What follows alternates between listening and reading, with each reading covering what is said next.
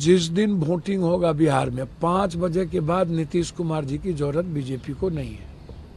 लेकिन आप इसको समझिए, जो स्थिति है अब नीतीश कुमार जी के हाथ में जदयू नहीं है।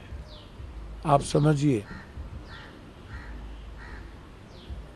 जदयू कहीं और शिफ्ट कर चुका है, जो बीजेपी की पूरी आइडियोलॉजी उनके साथ है। जदयू में 2 नेताओं ने इस्तीफा दिया है, इसका क्या असर होगा? देखिए, एक को हम द्वितीय नास्ते। नीतीश कुमार कल भी सेकुलर थे, आज भी हैं, कल भी रहेंगे। लेकिन नीतीश कुमार जी का जो स्वास्थ्य है, जो मानसिक स्थिति है, वो बहुत वर्तमान समय में बहुत अच्छा नहीं है। और नीतीश कुमार के दल में 90% आरक्षण विरोधी लोग हैं, ओबीसी विरोधी लोग हैं, नेता, आदमी नहीं। आदमी तो आरक्षण पक्ष के लोग हैं, लेकिन नेता जो हैं वो एसटी एससी विरोधी हैं, वो अम्बेडकरवादी विरोध के लोग हैं, गांधी विरोधियन लोग हैं।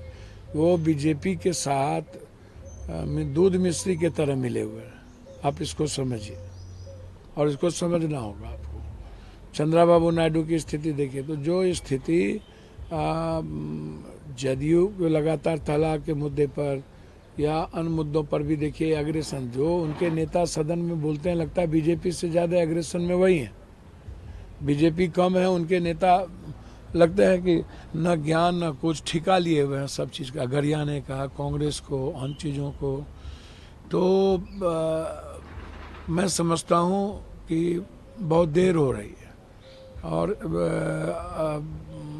यदि कोई नेता बच भी जाए जदयू में, मुस्लिम या कोई ऐसे लोग, तो आप एक बात समझिए कि इस निर्णय से उन्होंने अपना अंतिम कील ठोक लिया। बीजेपी ने अपना एजेंडा तय कर लिया। आप इसको समझिए, बीजेपी को खत्म करना था चंद्रबाबू नायडू को, तो उनको भी उन्होंने खत्म कर दिया कि अब तुम जाओगे कहाँ।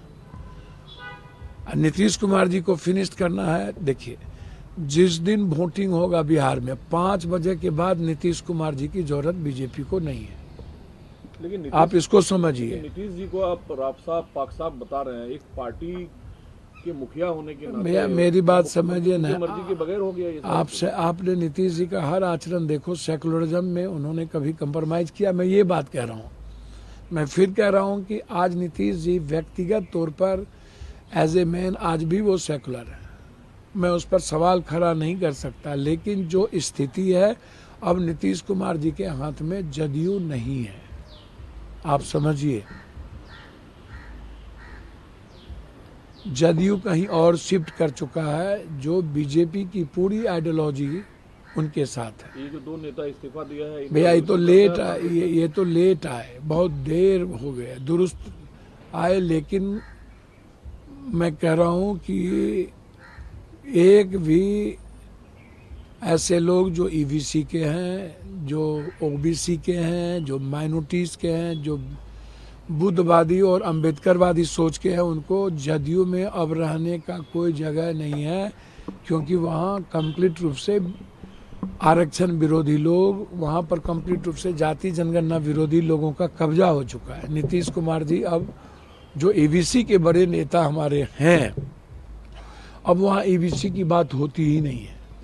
वहाँ बात बस सिर्फ बीजेपी की होती है, बीजेपी आइडियोलॉजी की होती है। इसको आप समझ लीजिए। ये जो लोग इस्तीफा देने का, कांग्रेस है वहाँ, आरजेडी है वहाँ, तो क्या इन पार्टियों को? मैं तो चाहूँगा कि देख, कांग्रेस के अलावा कोई रास्ता नहीं है। यदि आप जदयू के जो लोग हैं, उनकी मेंटेलिटी और मानसिकता आरजेडी टाइप के विचार सोच के नहीं है, विचारधारा के नहीं है, वो कांग्रेस आइडियोलॉजी के साथ ही उनका जगह है। तो आप सीधा कह रहे हैं ना, जो जेडीयू छोड़ रहा है वो कांग्रेस आए, आरजेडी ना जाए?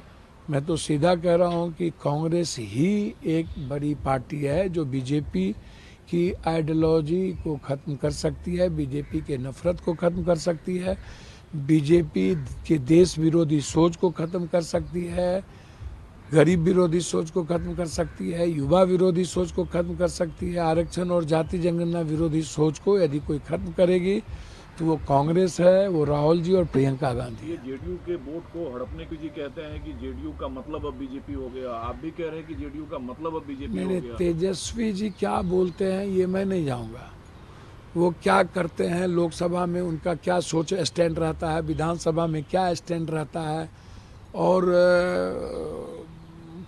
कौन कौन लोग डबल स्टैंडर्ड और गेम से चल रहे हैं ये दुनिया देख रही है।